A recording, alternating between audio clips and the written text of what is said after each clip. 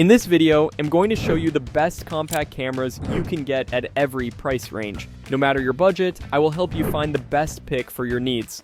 Let's go. First, we are going to take a look at the best options in the under $400 range. First, we have the Panasonic Lumix ZS100. Right off the bat, I was struck by the image quality from its large 1-inch sensor, which paired with the versatile 10 times Leica zoom lens, gives you incredibly sharp and detailed photos that just blow the other two out of the water. It also shoots beautiful 4K video and even has an electronic viewfinder, which is something I found super helpful for shooting in bright, sunny conditions. The trade-off is that this is definitely the most fragile camera of the bunch, and its lens becomes a bit dark when you zoom all the way in, which can make low-light shooting a challenge without a tripod. Next, we have the Ricoh WG-6. This thing is an absolute tank that I felt I could throw off a cliff. It's waterproof down to 20 meters, shockproof, and even crush-proof, so you can really take it anywhere without worry. The killer feature for me is the built-in ring light around the lens, which lets you take some surprisingly awesome and well-lit macro photos of tiny subjects, something neither the Panasonic nor the Nikon can do. However, you have to accept that its image quality is a significant step down from the Lumix because of its much smaller sensor, resulting in photos that can look a bit soft and noisy, especially indoors. Finally, we have the Nikon Coolpix W300. This is another super rugged option that goes head-to-head with the Ricoh, but I found it was even better for water activities since it is waterproof all the way down to a deep 30 meters. What really sets it apart for me is the built-in GPS and compass, which automatically tag your photos with location data, so you always know exactly where you took that amazing shot on your trip. Just like the Ricoh, its Achilles heel is the small sensor, so the image quality simply cannot compete with the Lumix, and its 16 megapixel resolution is the lowest of the three we're looking at today. Next, we are going to take a look at the best options in the $400 to $700 range. First, we have the Sony ZV-1. This camera is clearly built for vloggers and content creators, with a fantastic side-flipping screen for framing yourself and an autofocus system that almost never misses. The built-in directional 3-capsule microphone is a huge plus for clear audio on the go, but the camera's zoom is quite limited at a 24 to 70 millimeter equivalent range. I found its dedicated product showcase and background to focus buttons incredibly useful for video, though still photographers might be frustrated by the older micro-universal serial bus port and a menu system that can feel a bit buried. Next, we have the Panasonic Lumix ZS200. The standout feature here is the massive 15 times optical zoom, giving you a huge 24 to 360 millimeter equivalent range that makes it an incredibly versatile travel camera. While it has a great 1-inch sensor, similar to the Sony for clean images, its lens is significantly slower, which means it doesn't perform nearly as well in low light situations. Having a small electronic viewfinder is a nice touch for shooting in bright sunlight, but the screen only tilts and doesn't fully articulate, making it a poor choice for vlogging compared to the ZV-1. Finally, we have the OM System Tough TG7. This camera is in a class of its own for durability.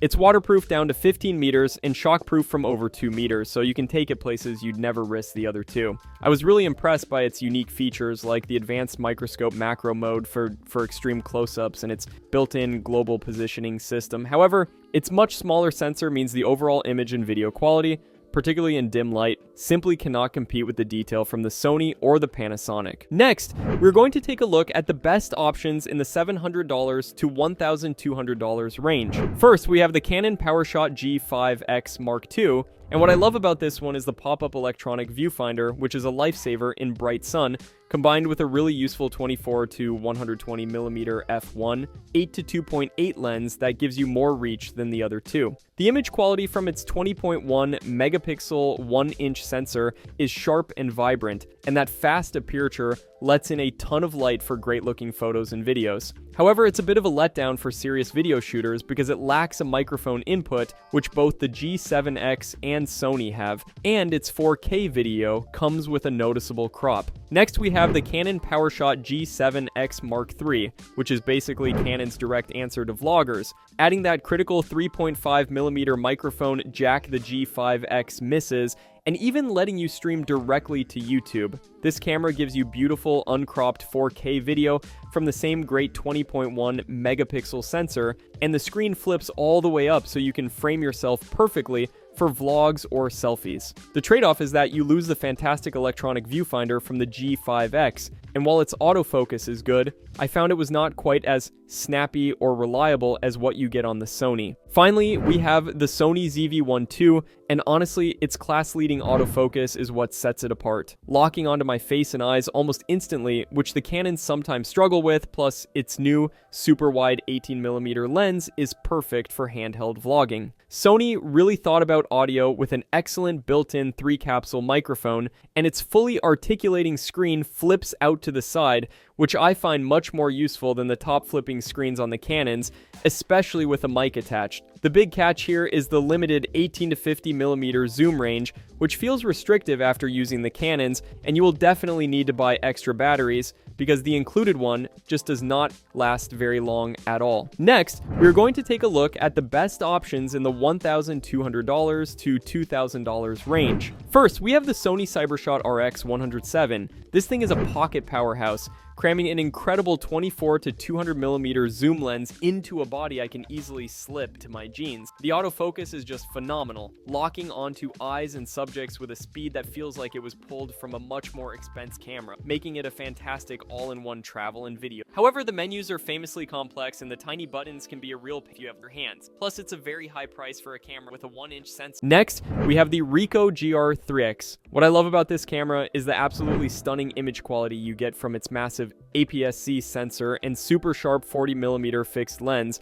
which is a dream for street photography. It's even smaller and more discreet than the Sony, and the addition of in-body image stabilization lets me get crisp shots even when the light gets low. The trade-off for that size and quality is a complete lack of zoom versatility and a battery life that is genuinely poor, so you must carry spares with you. Finally, we have the Canon PowerShot G1X Mark III. This camera tries to be the best of both worlds, and in many ways it succeeds by putting a large APS-C sensor, like the Ricoh, into a body that has a built-in zoom lens. I found it the most comfortable to shoot with thanks to a proper electronic viewfinder and a fully articulating screen that the other two cameras lack. The compromise here is the 24 to 72mm lens, which has a much shorter reach than the Sony and a slow f/5. 6 aperture at the long end, which really hurts its performance in dim lighting. Next, we are going to take a look at the best options in the over $2,000 range. First, we have the Leica Q3.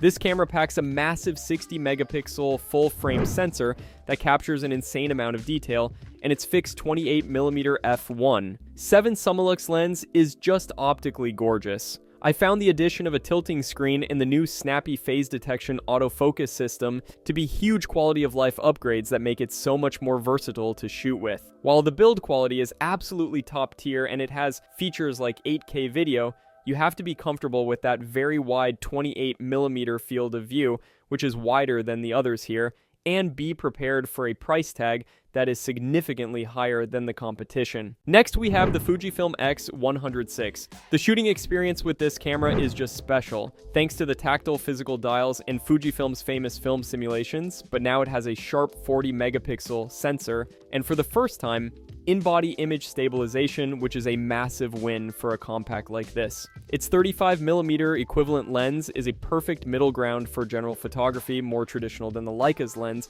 and I love switching between the optical and electronic views in its unique hybrid viewfinder.